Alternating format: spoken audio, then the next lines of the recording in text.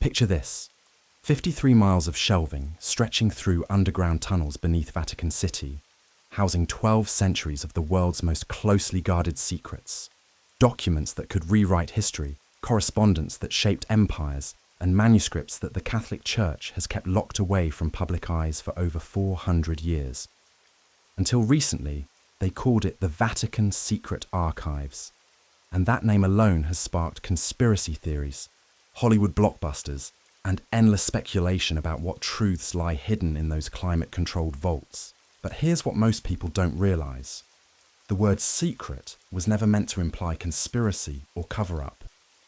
It comes from the Latin secretum, meaning personal or private, referring to the Pope's personal collection of documents. Yet for centuries, that single word has fueled imaginations and theories about everything from extraterrestrial contact to proof of Jesus having descendants.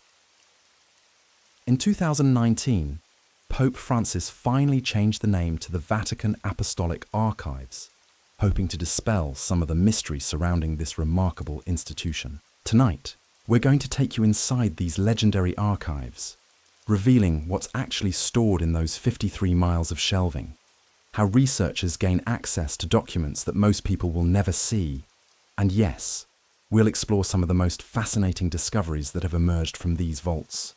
From Napoleon's theft of the entire collection to artificial intelligence now helping decode medieval manuscripts, the story of the Vatican archives is far more incredible than any conspiracy theory.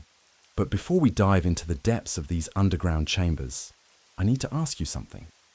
Have you ever wondered why certain historical documents seem to vanish from the public record? Why some of the most pivotal moments in human history have gaps in their documentation? The Vatican archives hold answers to questions that historians have been asking for centuries, and what they've discovered in recent years has fundamentally changed our understanding of major historical events. If you're fascinated by hidden history and the stories that powerful institutions have kept locked away, then you're in the right place. This is ConspiraNap, where we explore the mysteries that keep us awake at night. And tonight's journey into the Vatican archives will reveal secrets that have been buried for longer than most nations have existed. Make sure to subscribe and hit that notification bell, because we're about to uncover truths that have been hidden in plain sight for over a millennium. Now, let me paint you a picture of what we're actually dealing with here.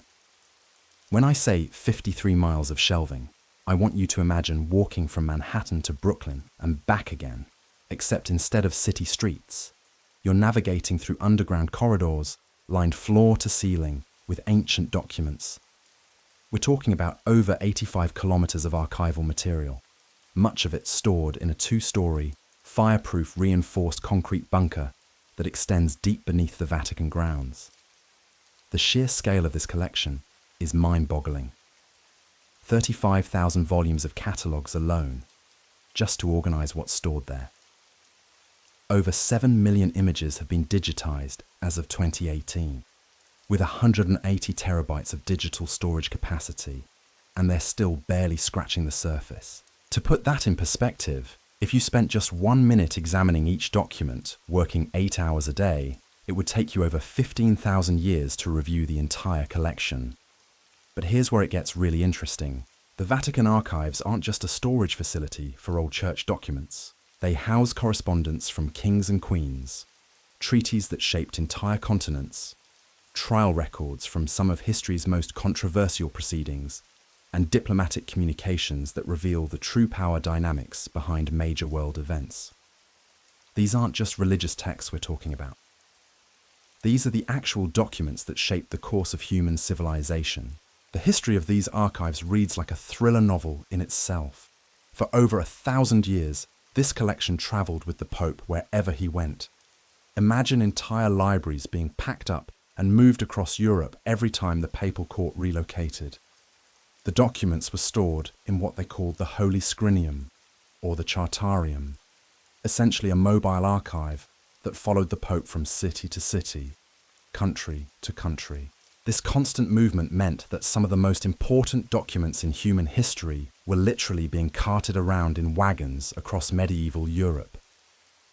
Documents got lost, damaged, or simply left behind when the papal court moved too quickly.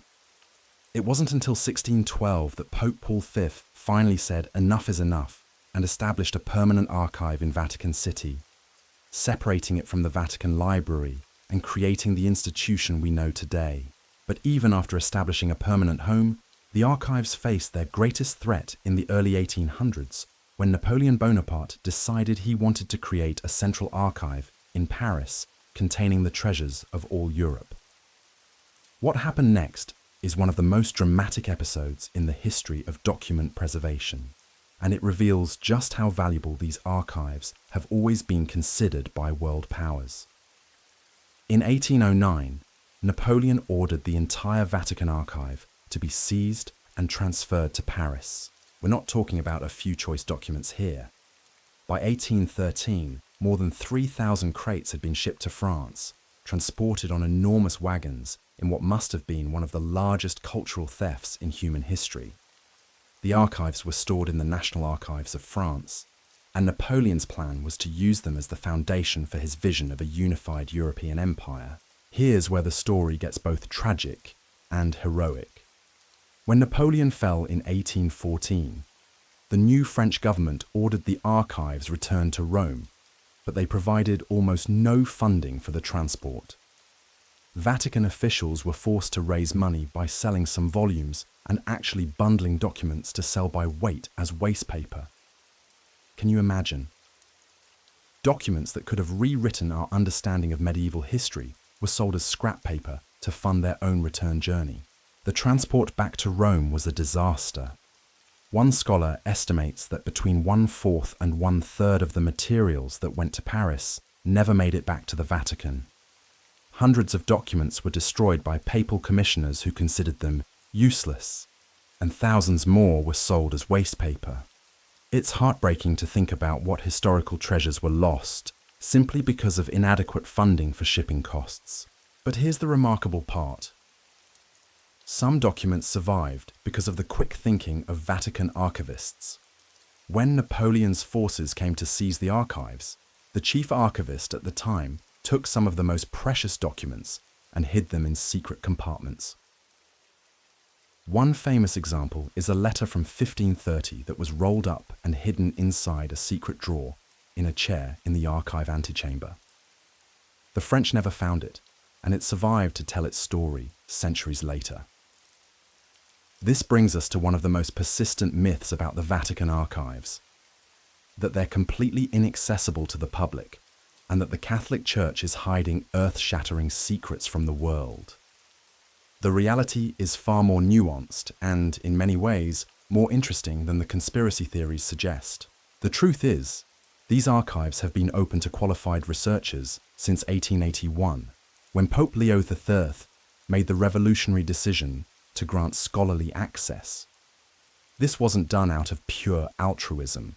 Leo III was concerned about what he called the falsification of history by the Church's enemies. And he believed that opening the archives to legitimate scholars would help counter false narratives about Catholic history. The access process is rigorous, but not impossibly restrictive. If you have a research degree and a legitimate scholarly purpose, you can apply for access. The procedure involves presenting your credentials, explaining your research project, and going through a security clearance process. Once approved, you receive a special identification card that allows you access to the Vatican City during archive hours. The daily operations follow strict protocols designed to protect documents that are often hundreds or thousands of years old. Researchers can request up to 5 items per day, and only 60 scholars are allowed in the reading rooms at any given time. No pens are allowed, only pencils and laptops. Photography is strictly prohibited, and researchers are monitored by closed-circuit television to ensure the documents are handled properly. But here's what makes this access so remarkable. You're not just looking at copies or transcripts. You're handling the actual documents that shaped history. Letters written by kings and queens, papal bulls that changed the course of religion, trial records from proceedings that defined entire eras. When you're sitting in that reading room, you're literally holding history in your hands. The medieval holdings alone contain insights that have revolutionized our understanding of European history. Starting around 1205, the archives begin to contain substantial bureaucratic records, but by the 14th century, the documentation becomes incredibly detailed. We're talking about over 100,000 letters preserved from just the first half of the 14th century, produced by the papal court's main bureaucracy and the Pope's personal secretaries. These aren't just formal diplomatic communications. These letters reveal the intimate details of medieval life, the personal relationships between rulers, the economic struggles of kingdoms, and the political maneuvering that shaped entire civilizations. They show us how the Catholic Church functioned, not just as a religious institution, but as a major political and economic power that influenced every aspect of medieval society. One of the most significant discoveries in recent years perfectly illustrates how these archives continue to yield historical treasures. In 2001, a Vatican archivist named Barbara Frail was researching documents related to the Knights Templar when she discovered something extraordinary. Hidden in a box of miscellaneous documents was a large parchment about the size of a dining room table that had been incorrectly catalogued and essentially lost for 700 years. This document, known as the Chignon parchment, contained the minutes of the trials against the Knights Templar, one of the most powerful military orders of the medieval period. The Knights Templar had been accused of heresy and blasphemy during the Crusades, and their dramatic downfall had been one of the most controversial episodes in medieval history. For centuries, historians had debated whether the charges against them were legitimate or simply a political move by King Philip IV of France to seize their wealth. When Frail examined the Chignon parchment, she couldn't believe what she was reading. The document revealed that Pope Clement IV had actually absolved the Templar leaders of heresy in 1308, though he did find them guilty of immorality. The Pope had initially planned to reform the order rather than destroy it, but political pressure from King Philip IV forced him to reverse his decision and suppress the Templars entirely in 1312. This discovery completely changed our understanding of one of history's most famous trials. Jacques de Molay, the Grand Master of the Templars, was burned at the stake in 1314, along with his companions, but according to the Chignon parchment, the Pope had actually wanted to save them. The document had been sitting in the Vatican archives for 7 centuries, waiting for someone to find it and piece together the true story. The implications of this discovery extend far beyond medieval history. It shows us how easily historical narratives can be distorted, how political pressure can override religious authority, and how documents that could change our understanding of major events can simply disappear into vast archives, waiting for the right person to stumble upon them at the right time. But the Knights Templar revelation was just the beginning. As researchers gained access to more documents, they began uncovering other historical treasures that had been hidden in plain sight.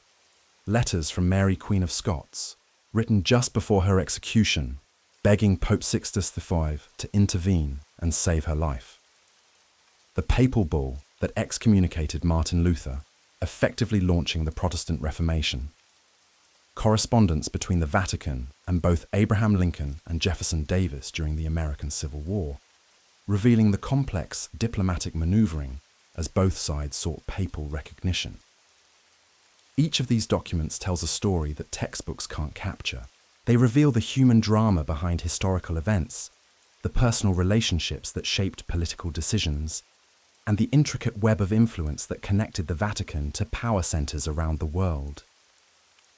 When you read Mary, Queen of Scots' desperate letter to the Pope, you're not just learning about political history, you're experiencing the terror and hope of a woman facing execution, reaching out to the highest religious authority she knew for salvation that would never come.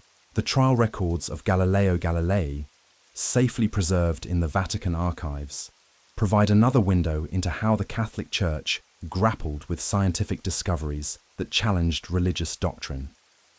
In 1633, Galileo was charged with heresy for claiming that Earth orbits the Sun, and the complete transcript of his trial reveals the complex theological and political considerations that led to his condemnation. These documents show us that the conflict between science and religion was far more nuanced than popular history suggests. The Vatican wasn't simply opposed to scientific progress. Church officials were genuinely struggling to reconcile new discoveries with established theological doctrine, and the trial records reveal the intellectual debates that shaped the Church's response to the scientific revolution.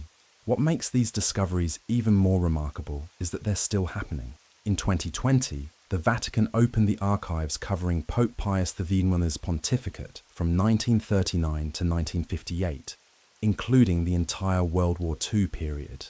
This decision came after decades of requests from historians who wanted to examine the Vatican's role during the Holocaust and understand how much Pope Pius V knew about Nazi atrocities. The opening of these wartime archives represents one of the most significant moments in modern historical research. For the first time, scholars can examine the actual documents that reveal the Vatican's knowledge of and response to the Holocaust. These aren't secondary sources or reconstructed narratives. These are the original letters, reports, and internal communications that show exactly what Vatican officials knew and when they knew it. Early research from these newly opened archives has already begun to reshape our understanding of the Vatican's wartime role. Some documents suggest that Pius XIII was more actively involved in efforts to save Jewish lives than previously known, while others raise new questions about the extent of Vatican knowledge regarding Nazi extermination policies.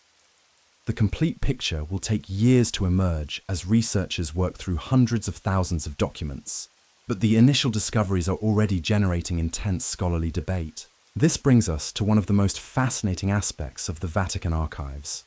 They're not just preserving the past, they're actively shaping how we understand history. As new documents are discovered and analysed, our understanding of major historical events continues to evolve.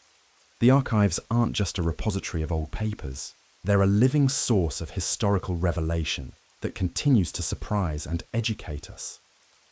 The Vatican has also embraced modern technology to make these treasures more accessible to researchers worldwide.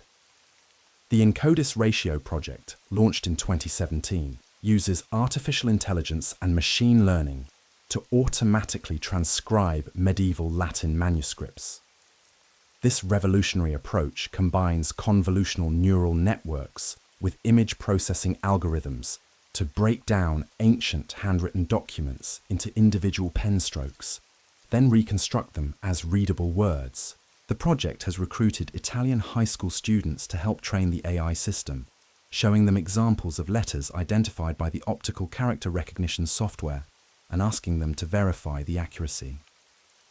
This crowdsourced approach has achieved a remarkable 65% accuracy rate in transcribing documents that would otherwise require years of painstaking work by medieval Latin scholars. What's particularly exciting about this technological approach is its potential to unlock documents that have been essentially inaccessible due to the sheer volume of untranscribed material. Remember, we're talking about 53 miles of shelving, much of it containing handwritten documents in medieval Latin, ancient Greek, and other languages that require specialized expertise to read. AI transcription could make these documents searchable and accessible to researchers who don't have the linguistic skills to read medieval manuscripts. But technology brings its own challenges. The Vatican has had to implement sophisticated cybersecurity measures to protect its digitized collection from modern threats. They've hired cybersecurity firms to defend against attacks that could manipulate, delete, or steal parts of the online collection. The AI systems now defend the archives against an average of 100 security threats each month, using technology modeled on the human immune system to detect abnormal activity in the Vatican's digital networks. This combination of ancient documents and cutting-edge technology perfectly captures the unique nature of the Vatican archives. They're simultaneously one of the world's oldest institutions and one of its most technologically advanced research facilities. Scholars can now access medieval manuscripts through secure digital connections, while AI systems work around the clock to transcribe documents that human scholars might never have time to examine.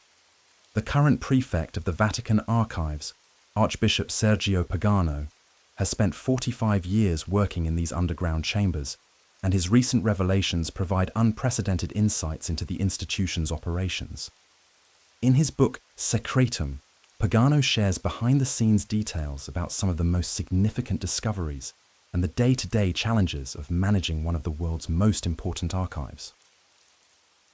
Pagano's stories reveal the human side of archival work.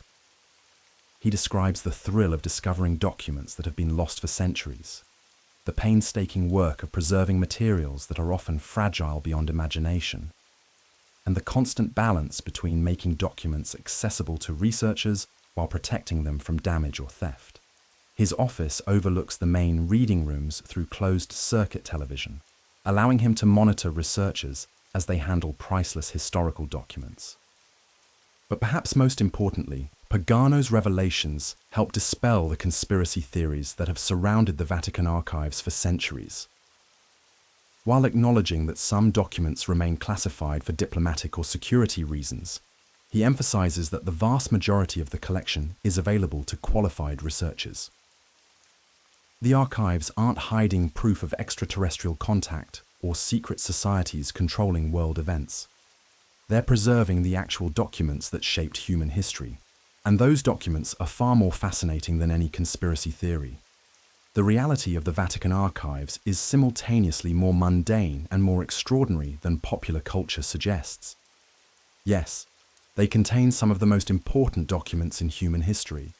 Yes, accessing them requires special permission and following strict protocols. But they're not a secret vault of world-changing revelations. They're a working archive where scholars from around the world come to research everything from medieval economic systems to Renaissance art patronage to 20th century diplomatic history. What makes the Vatican archives truly remarkable isn't what they're hiding, but what they're revealing. Every year, new discoveries emerge that change our understanding of historical events. Documents that were filed away centuries ago continue to yield insights that reshape academic disciplines and challenge established narratives about the past. The archives represent something unique in human civilization, a continuous record of institutional memory spanning over 12 centuries. While empires have risen and fallen, while political systems have been revolutionized, while technology has transformed human society beyond recognition, the Vatican archives have quietly preserved the documentary evidence of these changes. As we prepare to explore some of the most significant discoveries from these archives, remember that we're not just looking at old documents, we're examining the actual evidence that historians use to understand how we got from the medieval world to the modern era. These aren't just artifacts from the past. They're the building blocks of historical knowledge, the primary sources that allow us to separate fact from fiction in our understanding of human civilization. In our next segment, we'll examine some of the most shocking discoveries that have emerged from these archives in recent years, revelations that have forced historians to reconsider everything they thought they knew about major historical events.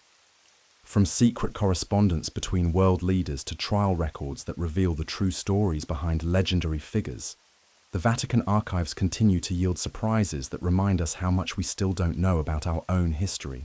The 53 miles of shelving in those underground chambers represent more than just storage space.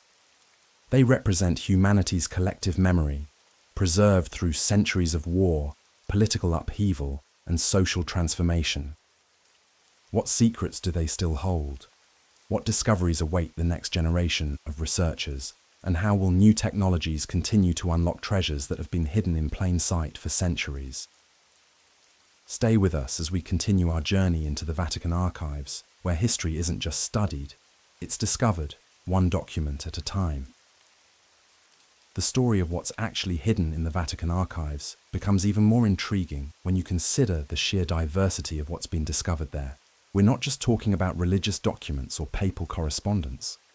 These archives contain evidence of the Vatican's role as a major intelligence network, diplomatic powerhouse, and political institution that influenced events far beyond the realm of spiritual guidance.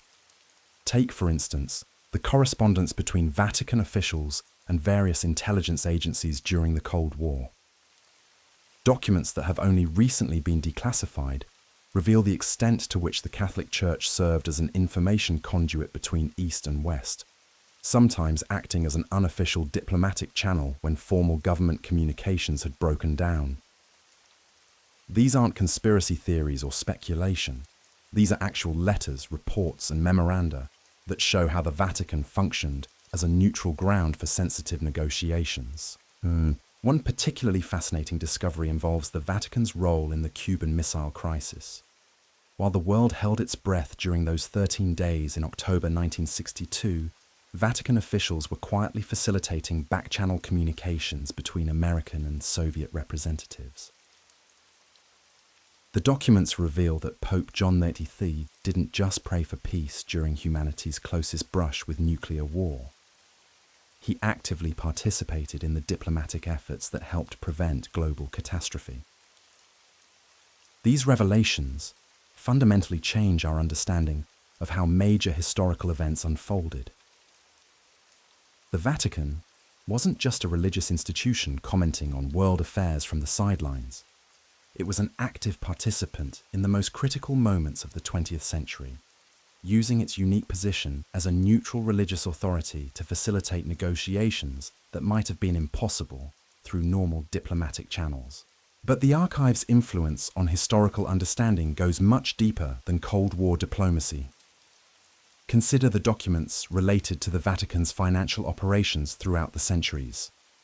These records reveal how the Catholic Church functioned as one of Europe's earliest international banking networks, facilitating trade and commerce across vast distances when such operations were incredibly complex and dangerous.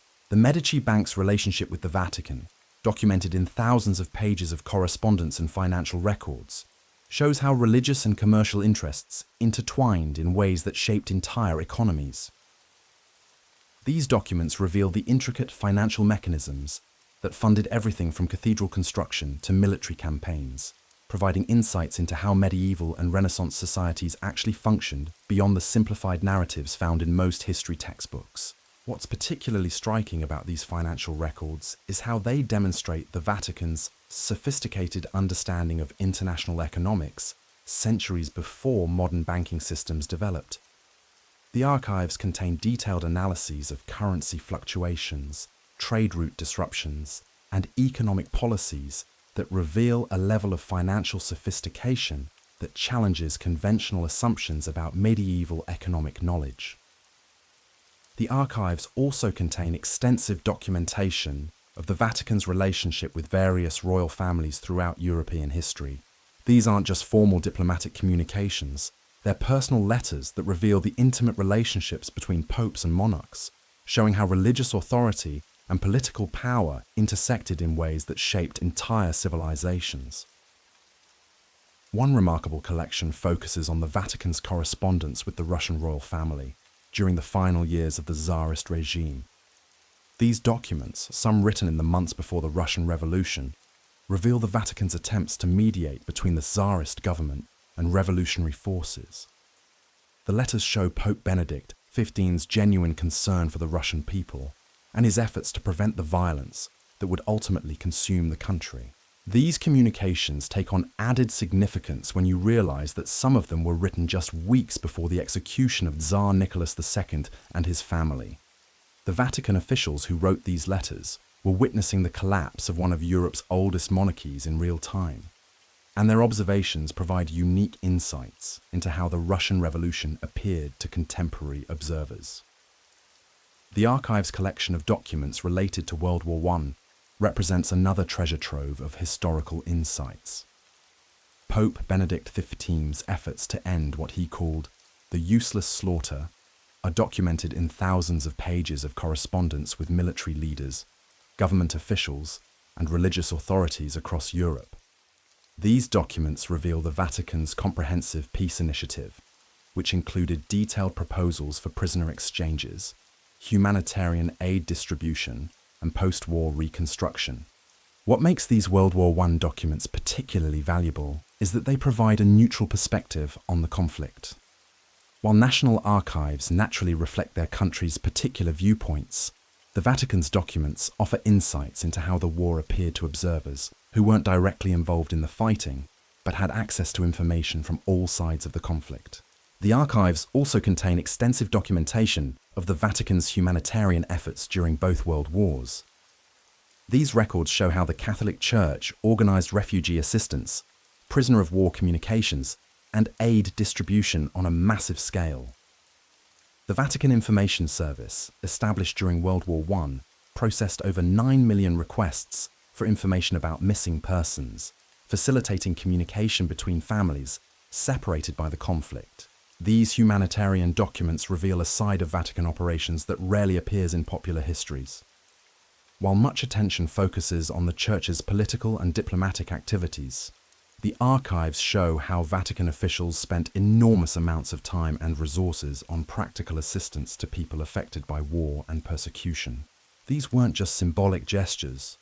They were large-scale operations that saved thousands of lives and reunited countless families. The archive's documentation of the Vatican's relationship with various scientific institutions throughout history provides another fascinating window into how the Church grappled with intellectual and technological progress. Beyond the famous Galileo case, the archives contain correspondence with scientists, inventors, and scholars that reveals a much more complex relationship between religious authority and scientific discovery than popular narratives suggest. Documents from the 18th and 19th centuries show Vatican officials actively encouraging scientific research while simultaneously trying to understand its theological implications. Letters between papal advisors and prominent scientists reveal genuine intellectual curiosity about new discoveries and serious attempts to reconcile scientific findings with religious doctrine. These aren't the communications of an institution blindly opposed to progress. They're the records of thoughtful people trying to understand how new knowledge fit into their existing worldview. The archives also contain extensive records of the Vatican's efforts to preserve cultural heritage during times of conflict. During World War II, Vatican officials worked with museum directors, librarians, and art historians across Europe to protect irreplaceable cultural artifacts from destruction. These documents reveal a sophisticated network of cultural preservation that operated parallel to more famous military and political networks. One particularly moving collection involves the Vatican's efforts to save Jewish cultural artifacts during the Holocaust. While debates continue about Pope Pius X's response to the persecution of European Jews, the archives contain clear evidence that Vatican officials worked to preserve Jewish libraries, manuscripts, and religious objects that were threatened with destruction. These preservation efforts represent a form of cultural resistance that helped maintain Jewish intellectual and spiritual heritage during one of history's darkest periods. The archive's collection of documents related to the Vatican's missionary activities provides unprecedented insights into how Christianity spread throughout the world and how different cultures adapted Christian teachings to their local contexts. These documents show that the relationship between European Christianity and indigenous cultures was far more complex and varied than simplified narratives of cultural imperialism suggest. Letters from missionaries in Asia, Africa, and the Americas reveal ongoing debates within the Catholic Church about how to adapt Christian teachings to different cultural contexts.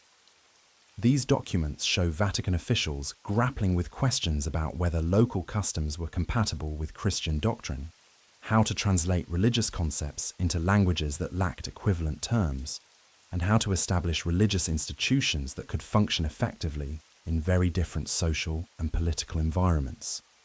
What's particularly valuable about these missionary documents is that they often provide the only contemporary European accounts of societies that were undergoing rapid change due to colonization and cultural contact. While these accounts obviously reflect the perspectives and biases of their authors, they still offer insights into historical processes that would otherwise be completely undocumented. The archives also contain extensive documentation of the Vatican's role in various peace negotiations throughout history. Beyond the famous mediations during major conflicts, the archives reveal the Vatican's involvement in countless smaller disputes that could have escalated into larger wars. These documents show how papal diplomacy often functioned as an early warning system for international conflicts, with Vatican officials identifying potential trouble spots and working to address them before they exploded into violence. One particularly interesting collection involves the Vatican's role in Latin American independence movements during the early 19th century. These documents reveal the complex position of Vatican officials who had to balance their relationships with European colonial powers against their responsibilities to Catholic populations in the Americas who were fighting for independence. The correspondence shows how Vatican diplomats tried to remain neutral while providing spiritual guidance to Catholics on both sides of these conflicts. The archive's documentation of the Vatican's internal administrative evolution provides fascinating insights into how one of the world's oldest institutions adapted to changing circumstances over the centuries. These documents show how the papal bureaucracy developed sophisticated administrative systems that could manage a global institution long before modern communication and transportation technologies made such management easier. Records of Vatican finances, personnel decisions, and administrative reforms reveal an institution that was constantly evolving to meet new challenges while maintaining continuity with its historical traditions. These documents show how the Vatican developed innovative solutions to problems that other institutions wouldn't face for centuries, from managing international communications to coordinating activities across vast geographic distances. The archives also contain extensive records of the Vatican's relationship with various intellectual and cultural movements throughout history. Documents related to the Renaissance, the Enlightenment, and the Romantic movement show how Vatican officials engage with new ideas and cultural developments that challenge traditional religious authority. These intellectual exchanges reveal a Catholic Church that was far more intellectually engaged with contemporary developments than popular stereotypes suggest. Letters between Vatican officials and prominent writers, philosophers, and artists show genuine attempts to understand new ideas and to find ways to incorporate valuable insights into Catholic thinking while maintaining core religious principles. The archive's collection of documents related to the Vatican's response to various social and political movements provides another window into how the Church adapted to changing social conditions. From the Industrial Revolution to the development of modern democratic systems, the archives contain records of how Vatican officials tried to understand and respond to social changes that were transforming the societies in which Catholics lived. These documents reveal ongoing debates within the Vatican about how the Church should respond to new social conditions. Should the Church support or oppose democratic movements? How should Catholic teaching address the social problems created by industrialization? What role should the Church play in societies that were becoming increasingly secular? The archives show Vatican officials wrestling with these questions over decades and centuries, developing responses that evolved as social conditions changed. One of the most remarkable aspects of these social and political documents is how they reveal the Vatican's role in the development of modern Catholic social teaching. The archives contain the preparatory documents for major papal encyclicals that addressed social issues, showing how Vatican officials consulted with economists, sociologists, and political theorists to develop religious responses to modern social problems. The archives also contain extensive documentation of the Vatican's efforts to maintain communication with Catholics living under various authoritarian regimes throughout history. These documents reveal the creative methods Vatican officials used to stay in contact with local churches when normal diplomatic channels were blocked or monitored by hostile governments. Letters smuggled out of Nazi Germany Soviet communications intercepted by intelligence agencies, and coded messages from countries where Catholic activity was restricted provide insights into how the Vatican maintained its global network under extremely difficult circumstances. These documents show the personal courage of Vatican officials and local Catholics who risked their lives to maintain religious connections across political boundaries. The archive's collection of documents related to the Vatican's relationship with various scientific and medical developments provides another fascinating area of study.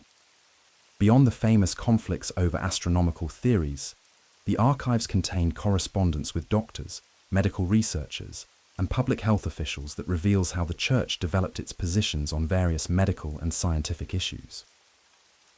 Documents related to the development of modern medical practices show Vatican officials consulting with medical experts to understand new treatments and procedures before developing religious guidance about their use. These consultations reveal a more collaborative relationship between religious authority and medical expertise than popular narratives about conflicts between science and religion might suggest. The archives also contain extensive records of the Vatican's efforts to address various natural disasters and humanitarian crises throughout history. These documents show how the Church developed sophisticated systems for organizing relief efforts, coordinating international aid, and providing long-term assistance to communities affected by disasters. Records of the Vatican's response to earthquakes, famines, epidemics, and other catastrophes reveal an institution that functioned as one of the world's earliest international humanitarian organizations. These documents show how Vatican officials developed procedures for rapid response to emergencies, how they coordinated with local authorities and other organizations, and how they provided both immediate relief and long-term reconstruction assistance. What's particularly striking about these disaster response documents is how they reveal the Vatican's sophisticated understanding of logistics and organization. Centuries before modern humanitarian organizations developed, Vatican officials had created systems for quickly mobilizing resources, coordinating international assistance, and addressing the complex challenges involved in providing aid across vast distances and cultural differences. The archive's documentation of the Vatican's relationship with various educational institutions throughout history provides another valuable resource for understanding how knowledge was transmitted and preserved over the centuries. These documents show how the Church supported the development of universities, libraries, and schools, while also trying to ensure that education remained consistent with religious teaching. Letters between Vatican officials and university administrators reveal ongoing negotiations about academic freedom, curriculum development, and the relationship between religious and secular knowledge. These documents show how the Church tried to balance its commitment to learning and intellectual development with its responsibility to maintain religious orthodoxy. The archives also contain extensive records of the Vatican's efforts to preserve and transmit various forms of cultural knowledge. Documents related to the preservation of manuscripts, the development of printing technology, and the establishment of libraries reveal how the Church functioned as one of Europe's most important cultural institutions throughout the medieval and early modern periods. These cultural preservation documents take on added significance when you consider how much knowledge was lost during various periods of social upheaval and conflict. The Vatican's efforts to preserve manuscripts, maintain libraries, and support scholarly activities helped ensure that important cultural knowledge survived periods when other institutions were unable to maintain such activities. As we've seen throughout this exploration, the Vatican archives represent far more than just a repository of old documents. They're a living record of how one of history's most influential institutions developed, adapted, and responded to changing circumstances over more than a millennium. The documents preserved in those 53 miles of shelving provide insights into virtually every aspect of human civilization, from high politics and international diplomacy to personal relationships and daily life. What makes these archives truly remarkable isn't just their age or their size, it's their continuity. While other institutions have risen and fallen, while political systems have been revolutionized, while entire civilizations have disappeared, the Vatican archives have maintained an unbroken record of human activity spanning over 12 centuries. This continuity makes them an invaluable resource for understanding how human societies have evolved over time. The ongoing digitization efforts and the application of artificial intelligence to document transcription promise to make these treasures even more accessible to researchers in the coming years. As more documents become searchable and available online, we can expect new discoveries that will continue to reshape our understanding of historical events and processes. But perhaps the most important lesson from our exploration of the Vatican archives is that history is far more complex and nuanced than popular narratives suggest. The documents preserved in these archives reveal a world where religious and political authority intertwined in complex ways, where individuals face difficult choices with imperfect information, and where the consequences of decisions made centuries ago continue to influence our world today. The Vatican archives remind us that history isn't just about great events and famous figures. It's about the countless individual decisions, personal relationships, and cultural exchanges that shaped human civilization. In those underground chambers beneath Vatican City, surrounded by 53 miles of shelving, lies the documentary evidence of how we became who we are today.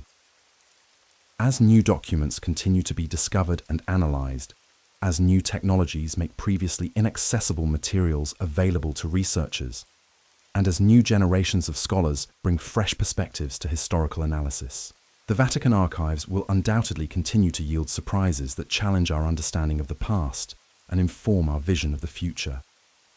The question isn't what the Vatican archives are hiding. The question is what they're still waiting to reveal.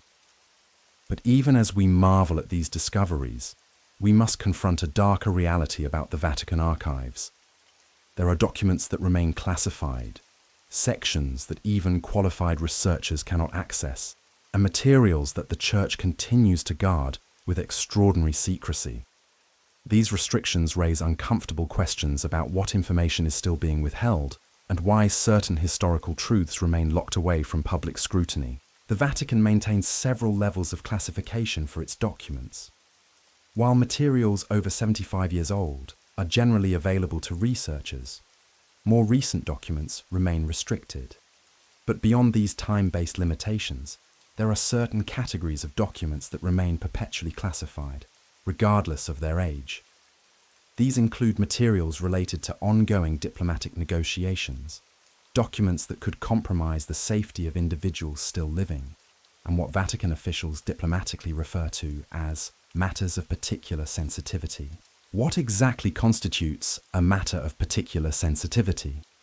The Vatican has never provided a comprehensive list, but researchers have identified several categories of documents that remain mysteriously inaccessible. These include certain financial records, correspondence with intelligence agencies, documents related to internal church investigations, and materials concerning what officials call extraordinary ecclesiastical procedures.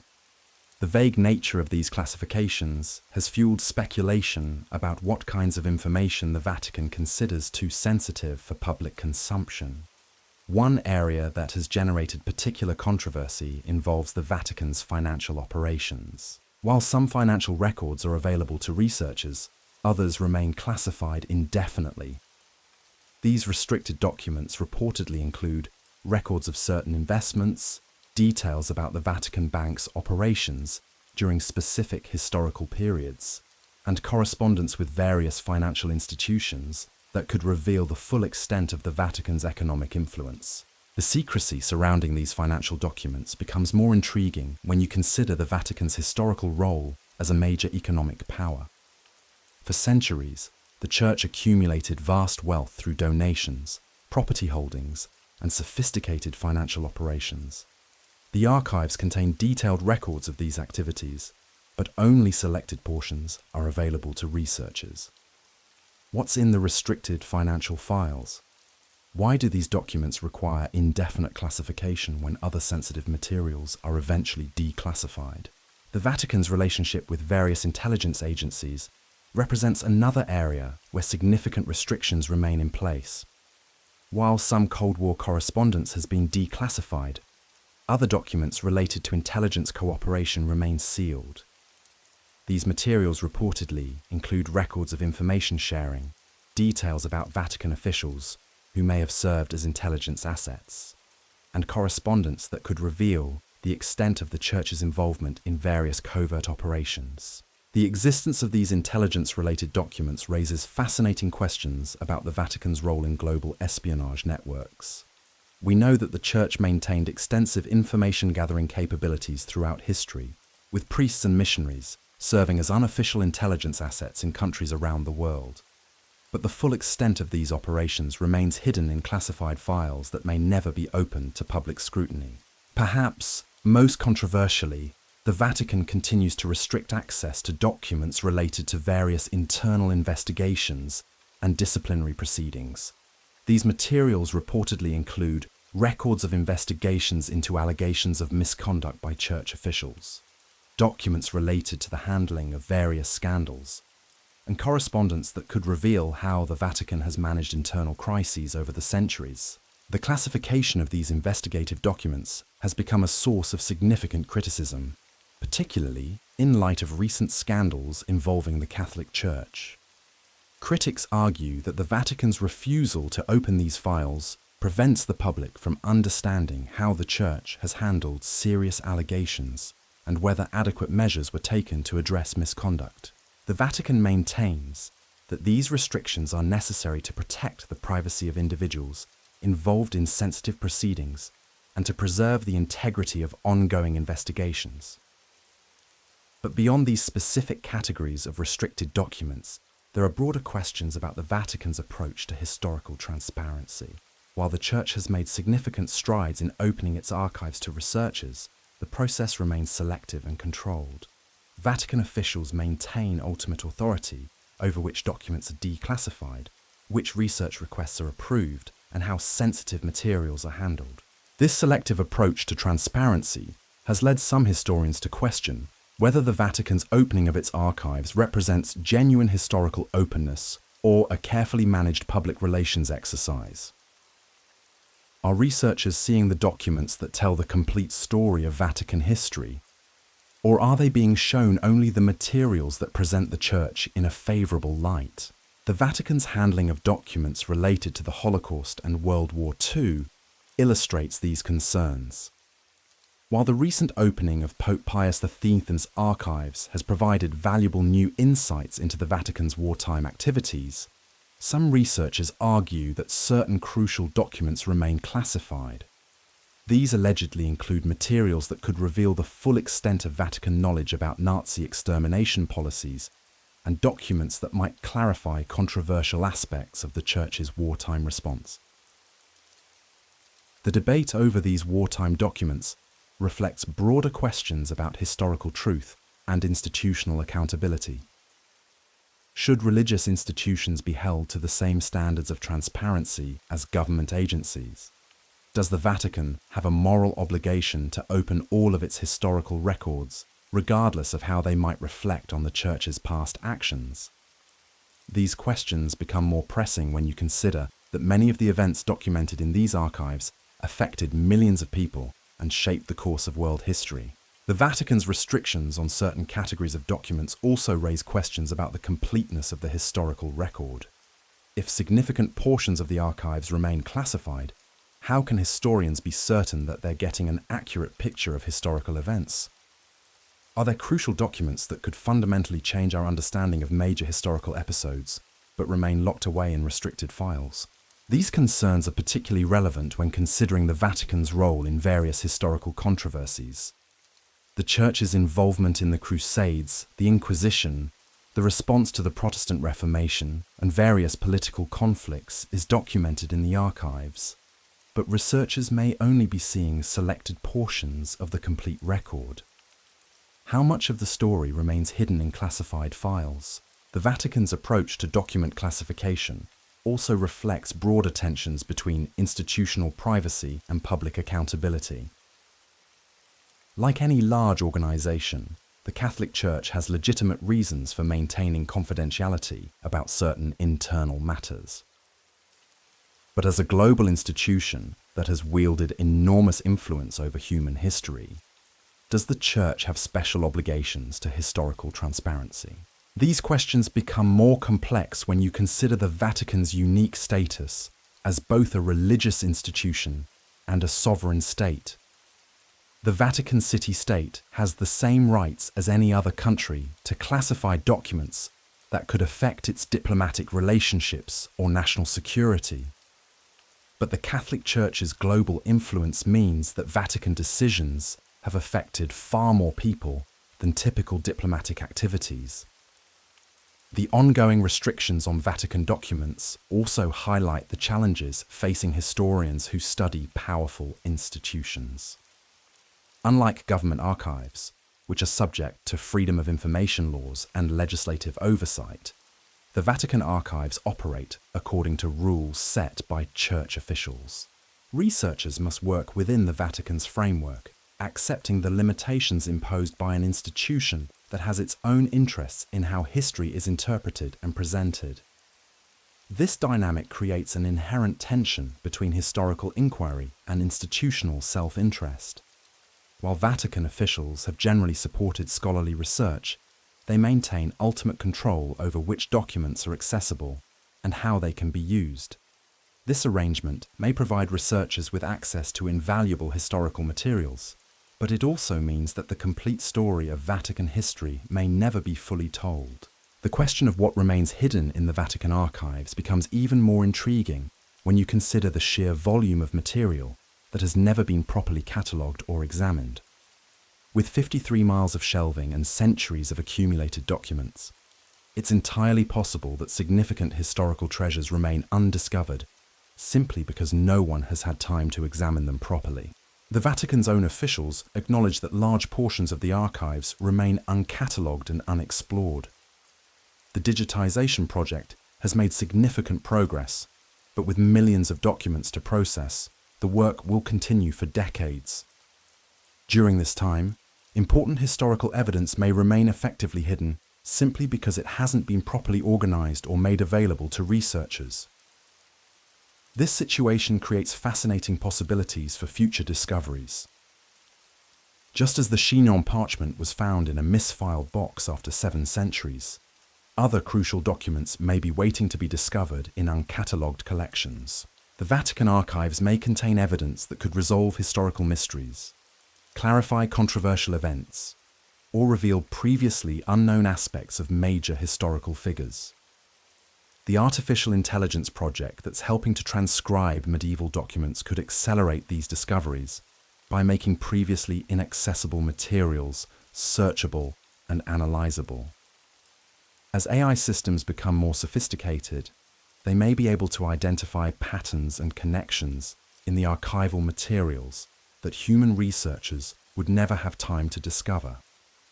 This technological approach could potentially reveal hidden treasures that have been sitting in the archives for centuries. But even as technology promises to unlock new discoveries, questions remain about the Vatican's ultimate intentions regarding historical transparency. Will the Church continue to expand access to its archives, or will new restrictions be imposed as sensitive materials are discovered? How will the Vatican balance its commitment to historical scholarship with its institutional interests and the privacy rights of individuals mentioned in historical documents? The Vatican's handling of controversial historical episodes provides clues about how these tensions might be resolved. The Church's decision to open Pope Pius X's archives, despite the potential for criticism, suggests a genuine commitment to historical truth, even when that truth might be uncomfortable. But other decisions, such as the continued classification of certain financial and intelligence documents, suggest that the Vatican still maintains significant restrictions on historical transparency. As we consider what the Vatican archives might still be hiding, it's important to remember that secrecy doesn't necessarily imply wrongdoing. Many of the restricted documents may contain information that is legitimately sensitive for diplomatic, legal, or privacy reasons. The Vatican's decision to classify certain materials may reflect reasonable concerns about protecting individuals, preserving diplomatic relationships, or maintaining the integrity of ongoing investigations. But the existence of these restrictions also means that our understanding of Vatican history remains incomplete. Researchers have access to an extraordinary collection of historical documents, but they may be seeing only selected portions of the complete record. The full story of the Vatican's role in world history may remain partially hidden for decades or centuries to come. The implications of these restrictions extend beyond academic history. The Vatican's influence on global politics, social movements, and cultural development means that the documents in its archives don't just tell the story of the Catholic Church. They tell the story of human civilization itself.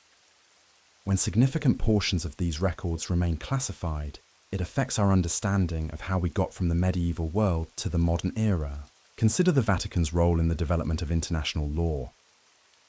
The Church's diplomatic activities over the centuries helped establish many of the principles that govern modern international relations. But if crucial documents about these activities remain classified, historians may not be able to fully understand how these legal and diplomatic frameworks developed. Similarly, the Vatican's involvement in various social and political movements throughout history has shaped the development of modern democratic societies. The Church's responses to the Protestant Reformation, the Enlightenment, and various revolutionary movements helped define the relationship between religious authority and secular power. But if key documents about these responses remain hidden, our understanding of these crucial historical developments remains incomplete. The Vatican's financial activities have also had enormous influence on global economic development. The Church's role in medieval banking, Renaissance commerce, and modern international finance has shaped economic systems that continue to affect millions of people today. But if significant financial records remain classified, economists and historians may not be able to fully understand how these systems developed and evolved. As we look toward the future, the question of what the Vatican archives are hiding becomes intertwined with broader questions about historical truth, institutional accountability, and the public's right to know. The Church has made significant progress in opening its archives to researchers, but significant restrictions remain in place. Whether these restrictions will be lifted in the future depends on decisions that will be made by Vatican officials, who must balance competing interests and obligations. The ongoing digitization project and the application of artificial intelligence to document analysis promise to make more materials accessible to researchers in the coming years. But technology alone cannot resolve the fundamental questions about what should remain classified and what should be made available to public scrutiny. These decisions will ultimately reflect the Vatican's vision of its role in the modern world and its obligations to historical transparency. In the meantime, researchers continue to work within the existing framework, making discoveries that reshape our understanding of history while knowing that significant portions of the record remain hidden. The Vatican archives represent both an extraordinary resource for historical research and a reminder of the limits of our knowledge about the past. The 53 miles of shelving in those underground chambers contain more than just documents. They contain the evidence of how human civilization developed, how major institutions evolved, and how the decisions made by powerful individuals and organizations shape the world we live in today. Some of that evidence is now available to researchers and the public. Some remains classified according to criteria that are not always clear or transparent. As we continue to explore these archives and discover new treasures within them, we must also continue to ask difficult questions about what remains hidden and why. The Vatican archives have revealed extraordinary insights into human history, but they may still be hiding secrets that could further transform our understanding of the past and inform our vision of the future. The story of the Vatican archives is far from over. As new documents are discovered, as new technologies are applied to historical research, and as new generations of scholars bring fresh perspectives to these materials, we can expect continued revelations that will surprise and enlighten us. But we must also remember that the complete story may never be told, and that some of history's most important secrets may remain locked away in those underground chambers, waiting for future generations to discover or forever hidden from public view. The question isn't just what the Vatican archives are hiding today. The question is what they will reveal tomorrow, and whether the Church will continue to expand access to these extraordinary historical treasures, or whether new restrictions will be imposed as sensitive materials are discovered. The answer to that question will help determine not just what we know about the past, but how we understand the relationship between powerful institutions and the public they serve. In those climate-controlled chambers beneath Vatican City, surrounded by 12 centuries of human history, the documents continue to wait. Some have already revealed their secrets to researchers who have spent years examining them in reading rooms monitored by closed-circuit television.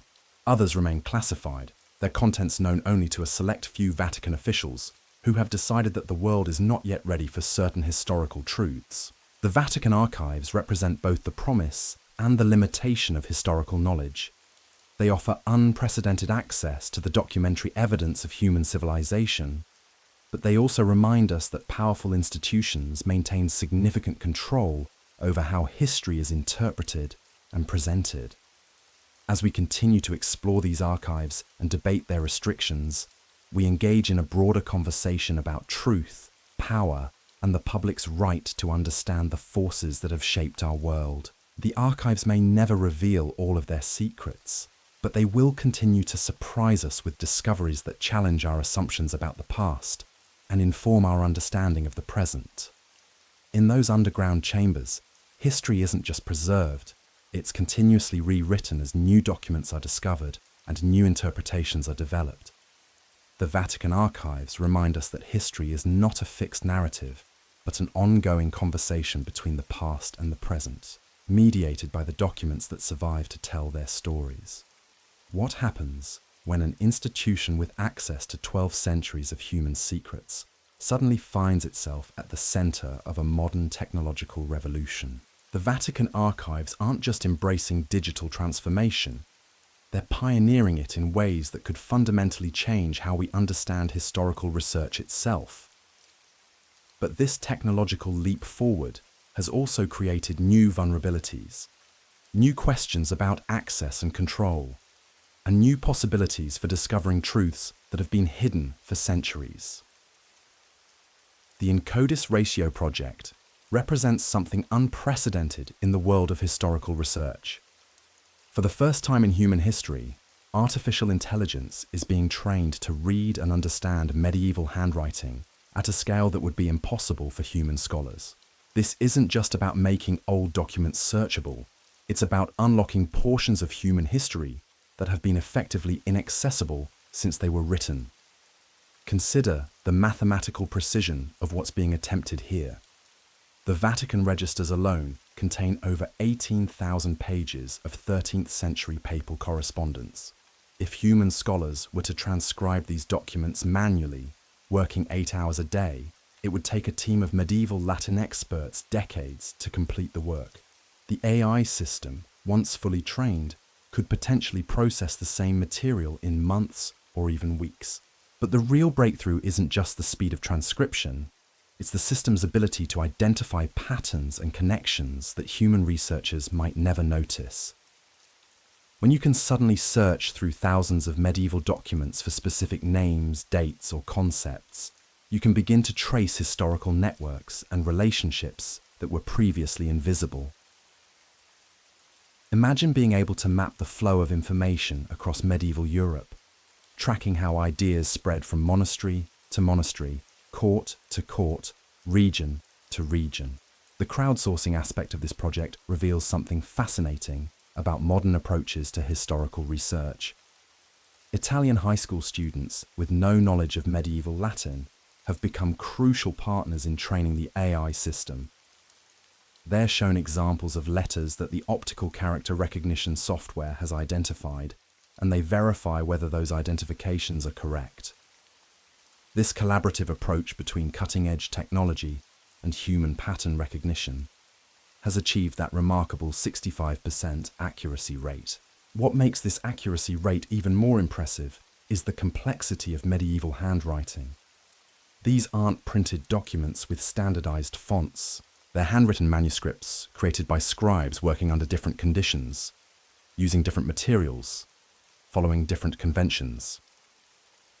The fact that AI can achieve such high accuracy in deciphering these varied handwriting styles suggests that the technology could eventually be applied to historical documents from many different periods and cultures. The implications extend far beyond the Vatican archives. If this technology can successfully decode medieval Latin manuscripts, it could potentially be adapted to work with ancient Greek texts, medieval Arabic documents, Chinese historical records, or any other collection of handwritten historical materials. We could be on the verge of a revolution in historical accessibility that makes the world's written heritage searchable and analyzable in ways that were previously impossible. But this technological advancement also raises new questions about the nature of historical research itself. When AI systems can process and analyze historical documents at superhuman speeds, what role remains for human historians? Will scholars become simply interpreters of machine-generated insights, or will they find new ways to add human understanding to technologically enhanced research? The Vatican's approach to these questions provides interesting insights into how traditional institutions can adapt to technological change while maintaining their core values and purposes. Rather than simply automating the transcription process, the Vatican has maintained human oversight and collaboration at every step. The AI system doesn't replace human scholars. It amplifies their capabilities and makes previously impossible research projects feasible. This balance between technological innovation and human expertise reflects a broader challenge facing many institutions in the digital age. How do you harness the power of new technologies while preserving the essential human elements that give institutions their meaning and purpose? The Vatican archives seem to be finding a path that uses technology to enhance rather than replace human scholarship. The cybersecurity challenges facing the digitized Vatican archives reveal another dimension of how ancient institutions must adapt to modern realities. The fact that the Vatican now faces an average of 100 security threats per month highlights how digitization creates new vulnerabilities alongside new opportunities. The archives that were once protected by thick walls and restricted access now must defend against attacks that can come from anywhere in the world. The Vatican's partnership with Darktrace, a cybersecurity firm that uses AI modeled on the human immune system, represents an interesting approach to protecting digital cultural heritage. Rather than simply building higher walls around their digital collection, the Vatican has implemented systems that can identify and respond to unusual activity in real time. This adaptive approach to security reflects an understanding that digital threats are constantly evolving and require flexible responses. The security challenges become even more complex when you consider the global nature of the Vatican's digitization efforts. As more documents become available online, researchers from around the world can access materials that were previously available only to scholars who could travel to Vatican City. This democratization of access is extraordinarily valuable for historical research, but it also means that the Vatican must protect its digital collection from a much wider range of potential threats. The technical specifications of the Vatican's digital storage system reveal the massive scale of what's being preserved. With 180 terabytes of storage capacity as of 2018, the Vatican has created one of the world's largest digital archives. To put that in perspective, that's enough storage capacity to hold roughly 36 million books of average length. And this represents only the beginning of the digitization project. The 7 million images that have been digitized so far represent just a fraction of the total collection. Remember, we're talking about 53 miles of shelving, much of it containing documents that haven't been properly catalogued, let alone digitized. The Vatican's digital archive could eventually contain hundreds of millions of images, creating a resource that would be invaluable for researchers studying virtually any aspect of European and world history. But the sheer scale of the digitization project also highlights the challenges involved in managing such a massive collection.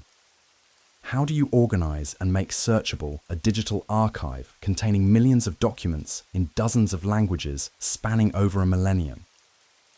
How do you ensure that important materials don't get lost in the vastness of the digital collection? How do you balance the need for comprehensive coverage with the practical limitations of time and resources?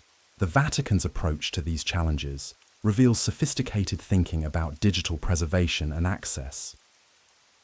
Rather than simply scanning documents and making them available online, the Vatican has developed systems for organizing, cataloging, and cross-referencing materials in ways that make them useful for research. The digital archive isn't just a collection of images, it's a carefully structured database that allows researchers to find connections and patterns that would be impossible to identify in the physical archive. The metadata associated with each digitized document provides crucial information about its provenance, dating, language, and subject matter. This information makes it possible to search the digital archive not just for specific documents, but for categories of materials that might be relevant to particular research questions. A historian studying medieval trade relationships, for example, could potentially search for all documents containing references to specific merchant families or trading routes. The Vatican's collaboration with universities and research institutions around the world has created a network of scholars who contribute to the digitization and analysis process. This collaborative approach ensures that the Vatican's digital archive benefits from the expertise of specialists in various fields and historical periods. It also helps to distribute the enormous workload involved in processing such a vast collection of materials. The Roma Tre University project represents just one example of how academic institutions are partnering with the Vatican to unlock the secrets of the archives. Similar collaborations are developing with universities in other countries, creating an international network of scholars who are working together to make the Vatican's treasures accessible to researchers worldwide. This collaborative approach could serve as a model for how other major archives and libraries can harness collective expertise to tackle preservation and access challenges. The artificial intelligence systems being developed for the Vatican archives are also contributing to broader advances in digital humanities research. The techniques being pioneered for reading medieval handwriting could potentially be applied to other historical documents, helping to unlock archives around the world. The Vatican's investment in these technologies could have benefits that extend far beyond Catholic history or even European history. The machine learning algorithms that can recognize patterns in medieval Latin handwriting might also be able to identify patterns in historical content that human researchers would never notice. By analyzing thousands of documents simultaneously, AI systems could potentially identify trends, relationships, and influences that span centuries or cross geographical boundaries. This kind of large-scale pattern recognition could revolutionize how historians understand long-term historical processes. But the technological advances also raise important questions about the ownership and control of historical knowledge. As the Vatican's digital archive becomes more comprehensive and accessible, who controls how this information is used? What happens when AI systems trained on Vatican documents are used to analyze other historical materials? How do we ensure that the benefits of these technological advances are shared equitably among researchers and institutions worldwide? The Vatican's approach to these questions seems to emphasize collaboration and openness rather than exclusivity. By partnering with universities and research institutions, by crowdsourcing certain aspects of the digitization process, and by making digitized materials available to qualified researchers, the Vatican appears to be treating its archives as a global resource rather than a private collection. This approach reflects a broader shift in how major cultural institutions think about their responsibilities to preserve and share human heritage. Rather than simply protecting and maintaining their collections, institutions like the Vatican archives are increasingly seen as having obligations to make their materials accessible to researchers and the public. This shift toward greater openness and accessibility represents a fundamental change in how we think about the relationship between institutions and the knowledge they preserve. The Vatican's digital transformation also provides insights into how traditional institutions can adapt to changing expectations about transparency and accountability. While the Vatican maintains significant restrictions on certain categories of documents, the overall trend has been toward greater openness and accessibility. The digitization project represents a major investment in making historical materials available to researchers, even though this process also creates new challenges and vulnerabilities. The long-term implications of the Vatican's digital transformation extend far beyond the archives themselves. As more historical materials become digitally accessible, as AI systems become better at analyzing and interpreting historical documents, and as collaborative networks of researchers develop new ways to study the past, we may be entering a new era of historical research that is more comprehensive, more collaborative, and more accessible than ever before. The Vatican archives represent both the promise and the challenge of this new era. They offer unprecedented access to one of the world's most important collections of historical documents, but they also remind us that digitization alone is not enough. The real value of these technological advances will depend on how they are used to enhance human understanding of the past and to address the questions that matter most to contemporary society.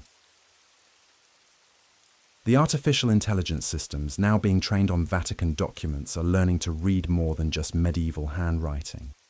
They're learning to recognize the patterns and structures that shaped human civilization over more than a millennium.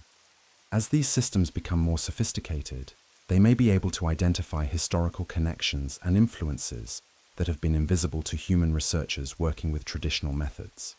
But the ultimate goal of these technological advances is not to replace human scholarship, but to enhance it. The Vatican's approach to digital transformation emphasizes the continued importance of human expertise, human judgment, and human interpretation in making sense of historical evidence. The AI systems can process and transcribe documents at superhuman speeds, but they cannot replace the human capacity to understand what those documents mean and how they relate to broader historical questions. The Vatican archives remind us that history is not just a collection of facts and documents, but a continuous conversation between the past and the present. As new technologies make more historical materials accessible, as new analytical methods reveal previously hidden patterns, and as new generations of scholars bring fresh perspectives to old questions, this conversation continues to evolve. The 53 miles of shelving in those underground chambers contain more than just documents. They contain the raw materials for understanding how human civilization developed, how institutions evolved, and how the decisions made by individuals and organizations in the past continue to shape our world today. The Vatican's digital transformation is making these materials more accessible than ever before, but it is also creating new opportunities for discovery and new challenges for preservation and access. As we look toward the future of the Vatican archives, we can expect continued technological innovations that will make even more materials accessible to researchers. We can expect new discoveries that will reshape our understanding of historical events and processes. And we can expect ongoing debates about the balance between openness and privacy, between technological innovation and human expertise, between institutional interests and public accountability. The Vatican archives have survived wars, revolutions, and technological transformations over more than a millennium. They have adapted to changing circumstances while maintaining their essential mission of preserving and making accessible the documentary evidence of human history. As they continue to evolve in the digital age, they remind us that the past is not fixed, but continuously being rediscovered and reinterpreted through the lens of new technologies and new perspectives. The question of what the Vatican archives are hiding becomes more complex in the digital age.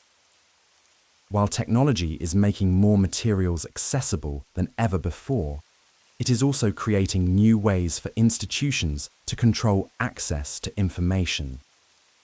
The Vatican's digital transformation represents both greater openness and new forms of potential restriction. Understanding this balance will be crucial for anyone seeking to understand the true nature of these extraordinary archives. In those climate-controlled chambers beneath Vatican City, surrounded by centuries of human history, the documents continue their journey from physical preservation to digital accessibility. Some have already revealed their secrets to AI systems that can read medieval handwriting faster than human scholars ever could. Others remain waiting for the technological advances that will make them accessible to future generations of researchers. The Vatican archives represent both the promise and the limitation of our ability to understand the past. They offer unprecedented access to the documentary evidence of human civilization, but they also remind us that access to information is always mediated by the institutions that control it. As we continue to explore these archives and debate their digitization, we engage in a broader conversation about knowledge, power, and the public's right to understand the forces that have shaped our world. The story of the Vatican archives in the digital age is still being written. As new technologies are developed, as new materials are digitized, and as new discoveries are made, we can expect continued revelations that will surprise and enlighten us. But we must also remember that digitization alone cannot resolve the fundamental questions about what should be preserved, what should be made accessible, and who should control the interpretation of historical evidence. The Vatican archives have entered a new phase of their existence, one that promises to make their treasures more accessible to researchers and the public than ever before. But this transformation also creates new challenges and new opportunities that will shape how we understand the past and how we prepare for the future. The documents in those underground chambers continue to wait, some already revealing their secrets to digital systems, others still guarding mysteries that may take generations to unlock. As artificial intelligence systems become more sophisticated and as digitization efforts continue to expand, we may be on the verge of discoveries that will fundamentally change our understanding of human history. The Vatican archives, with their 12 centuries of documentation and their commitment to technological innovation, are positioned to play a central role in this transformation. Whether they will ultimately reveal all of their secrets or continue to guard certain mysteries remains to be seen. The 53 miles of shelving in those underground chambers represent more than just storage space. They represent humanity's ongoing effort to understand itself through the preservation and study of its written heritage. The Vatican's digital transformation is making this heritage more accessible than ever before, but it is also creating new questions about the nature of historical knowledge and the responsibilities of institutions that preserve it. In the end, the Vatican archives remind us that history is not a fixed narrative, but a continuous process of discovery and interpretation. As new documents are digitized, as new technologies are applied to historical research, and as new generations of scholars bring fresh perspectives to old questions, our understanding of the past continues to evolve. The Vatican archives have been at the center of this process for over a millennium, and their digital transformation ensures that they will continue to play this role for generations to come. The question isn't just what the Vatican archives are hiding in their physical vaults, it's what they will reveal through their digital transformation and how these revelations will change our understanding of human history. In those underground chambers surrounded by the documentary evidence of 12 centuries of human civilization, the future of historical research is being written one digitized document at a time. But there's something else happening in those underground chambers that goes beyond technological innovation and historical research. Something that reveals the true nature of what these archives represent and why they continue to capture public imagination centuries after their establishment. The Vatican archives aren't just a repository of documents. They're a living testimony to humanity's relationship with power, secrecy, and the control of information. Consider this. In an age where information travels at the speed of light, where government documents are subject to freedom of information laws, where transparency has become a democratic ideal. The Vatican archives represent something entirely different. They operate according to rules that were established centuries before modern concepts of public accountability existed. They function as a sovereign institution that answers to no external authority, guided by principles that prioritize institutional continuity over public access. This unique position has allowed the Vatican archives to preserve materials that might have been destroyed or lost if they had been held by secular institutions. Wars, revolutions, and political upheavals have toppled governments and scattered their records, but the Vatican's archives have survived because they exist outside the normal structures of temporal power. The same institutional independence that frustrates researchers seeking unrestricted access has also protected these documents from the forces that have destroyed other historical collections. The psychology of secrecy plays a crucial role in how we perceive these archives. The very fact that access is restricted, that certain documents remain classified, that researchers must undergo scrutiny before being allowed into the reading rooms, all of this creates an aura of mystery that no amount of scholarly explanation can entirely dispel. Even when documents are declassified and made available to researchers, the knowledge that other materials remain hidden continues to fuel speculation about what secrets might still be locked away. This dynamic reveals something fundamental about human nature. We are inherently suspicious of institutions that control information, especially when those institutions have wielded enormous power throughout history. The Vatican's role in major historical events, its influence on political developments, its involvement in social and cultural movements, all of this creates a context in which secrecy becomes synonymous with hidden power and concealed influence. The archive's classification system reflects this complex relationship between transparency and institutional protection. Documents are not simply categorized as open or closed.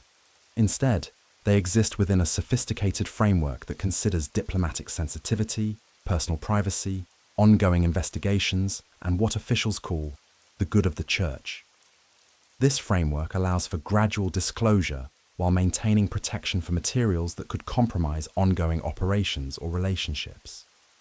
But what does the good of the church mean in practical terms?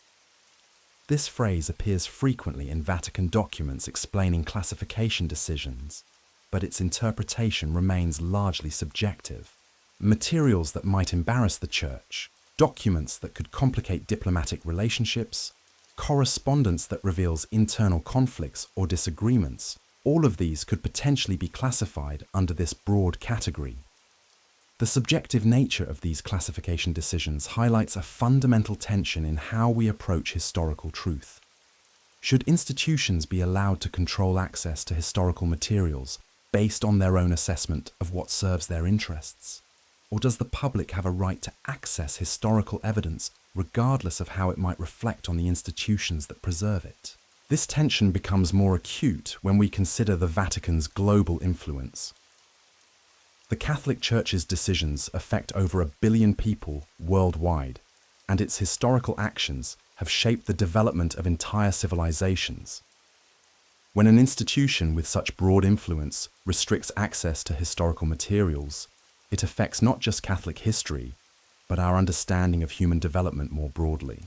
The Vatican's approach to controversial historical episodes reveals how these classification decisions work in practice. The Church has been more willing to open archives related to events where it believes the historical record will reflect favorably on its actions.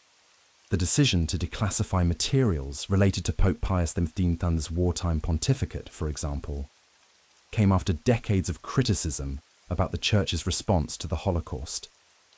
Vatican officials clearly believed that the documentary evidence would support their position that Pius XV worked actively to save Jewish lives. Conversely, the continued classification of certain financial records, intelligence-related documents, and internal investigation files suggests that Vatican officials believe these materials could be more damaging to the Church's reputation or operations.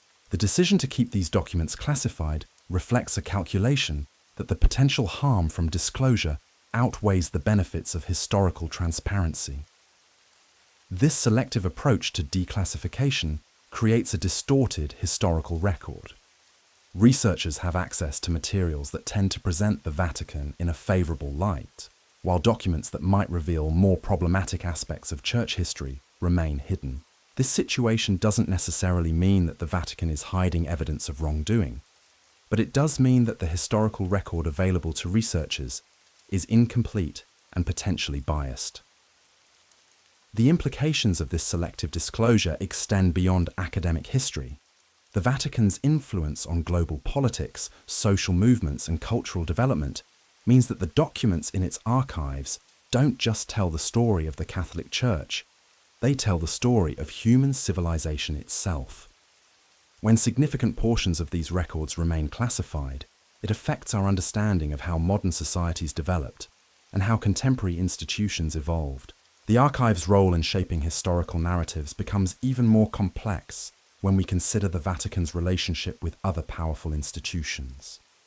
The Church has maintained diplomatic relationships with governments around the world, collaborated with intelligence agencies, partnered with financial institutions, and influenced media organizations. Documents related to these relationships could provide crucial insights into how power operates in the modern world. But many of these documents remain classified, leaving researchers with an incomplete picture of how these relationships developed and how they influenced historical events. The Vatican's correspondence with government officials during major crises, its coordination with intelligence agencies during the Cold War, its financial relationships with major banks, all of these interactions are documented in the archives. But much of this documentation remains inaccessible to researchers. The Vatican's handling of documents related to various scandals and controversies illustrates how institutional self-interest can influence classification decisions. While the Church has declassified many historical documents, materials related to more recent controversies often remain restricted. This pattern suggests that the Vatican's approach to transparency is influenced by temporal proximity. The closer events are to the present, the more likely they are to remain classified.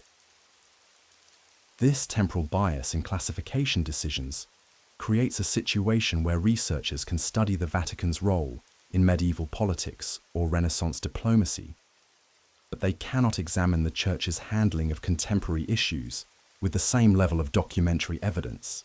This limitation affects our ability to understand how historical institutions adapt to modern challenges and how they manage crises in the contemporary world. The Vatican's relationship with modern media provides another example of how classification decisions can shape public understanding. The Church has maintained extensive correspondence with journalists, media executives, and communication specialists throughout the 20th century. These documents could provide valuable insights into how religious institutions manage public relations, how they respond to criticism, and how they attempt to influence public opinion. But much of this correspondence remains classified, leaving researchers without access to crucial evidence about how the Vatican has adapted to the modern media landscape. This situation creates a gap in our understanding of how traditional institutions navigate contemporary communication challenges and how they maintain relevance in an increasingly secular world. The archive's classification system also reflects broader questions about the relationship between institutional memory and public accountability. The Vatican's approach to historical documentation emphasizes preservation and continuity over transparency and accessibility. This approach has ensured that important historical materials survive, but it has also created a system where access to information is mediated by institutional interests rather than public benefit. This tension between preservation and access becomes more complex when we consider the Vatican's role as both a religious institution and a sovereign state. The Church has legitimate interests in protecting diplomatic relationships, maintaining the privacy of individuals mentioned in historical documents, and preserving the integrity of ongoing investigations. But these interests sometimes conflict with the public's right to understand how powerful institutions have operated throughout history. The Vatican's restrictions on certain categories of documents also raise questions about the completeness of historical scholarship. If significant portions of the documentary record remain classified, how can historians be certain that their interpretations of historical events are accurate? Are there crucial documents that could fundamentally change our understanding of major historical episodes, but remained locked away in restricted files? These questions become more pressing when we consider the Vatican's influence on major historical developments. The Church's role in the Protestant Reformation, the Counter-Reformation, the development of modern diplomacy, the response to scientific discoveries, the management of global conflicts. All of these topics are documented in the Vatican archives, but researchers may only be seeing selected portions of the complete record. The ongoing restrictions on Vatican documents also highlight the challenges facing historians who study powerful institutions. Unlike government archives, which are subject to freedom of information laws and legislative oversight, the Vatican archives operate according to rules set by church officials. Researchers must work within the Vatican's framework, accepting the limitations imposed by an institution that has its own interests in how history is interpreted and presented. This dynamic creates an inherent tension between historical inquiry and institutional self-interest. While Vatican officials have generally supported scholarly research, they maintain ultimate control over which documents are accessible and how they can be used. This arrangement may provide researchers with access to invaluable historical materials, but it also means that the complete story of Vatican history may never be fully told. The Vatican's approach to document classification reflects broader questions about the ownership and control of historical knowledge. Who has the right to determine which historical materials should be accessible to researchers and the public? Should institutions be allowed to restrict access to documents based on their own assessment of what serves their interests? How do we balance the need for historical transparency with legitimate concerns about privacy, security, and institutional integrity? These questions become more complex when we consider the global nature of the Vatican's influence.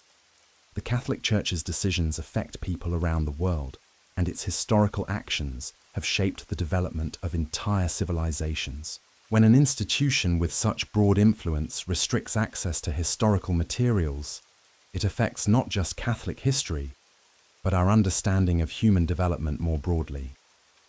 The Vatican's restrictions on certain categories of documents also create opportunities for speculation and conspiracy theories. When people know that significant historical materials remain classified, they naturally wonder what secrets might be hidden in those restricted files. The Vatican's refusal to provide detailed explanations for its classification decisions only fuels this speculation. This situation creates a paradox. The Vatican's efforts to protect its reputation and operations through document classification may actually damage its credibility by creating an impression that it has something to hide. The Church's historical transparency initiatives, while significant, may be undermined by the continued existence of large categories of classified materials. The future of the Vatican archives will likely be shaped by ongoing tensions between institutional interests and public demands for transparency. As younger generations of church officials take leadership roles, they may bring different perspectives on the balance between preservation and access. The continued development of digital technologies may also create new opportunities for making historical materials available while addressing legitimate concerns about privacy and security. The Vatican's response to these challenges will help determine whether the archives continue to serve primarily as an institutional resource or evolve into a more genuinely public repository of historical knowledge. The Church's decisions about document classification, researcher access, and technological development will influence not just Catholic history, but our broader understanding of how powerful institutions have shaped human civilization. As we consider the future of these extraordinary archives, we must remember that they represent more than just a collection of old documents. They contain the documentary evidence of how human societies have evolved, how institutions have adapted to changing circumstances, and how the decisions made by powerful individuals and organizations have shaped the world we live in today. The Vatican archives have survived wars, revolutions, and technological transformations over more than a millennium. They have adapted to changing circumstances while maintaining their essential mission of preserving historical materials.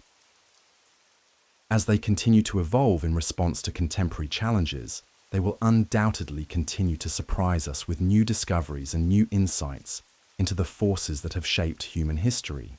The question of what the Vatican archives are hiding may never be fully answered, but the ongoing process of discovery and disclosure ensures that our understanding of these materials will continue to evolve.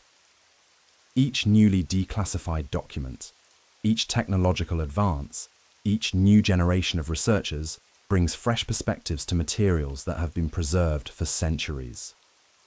In those underground chambers beneath Vatican City, surrounded by 53 miles of shelving and 12 centuries of human history, the documents continue their silent testimony to the complexity of human civilization.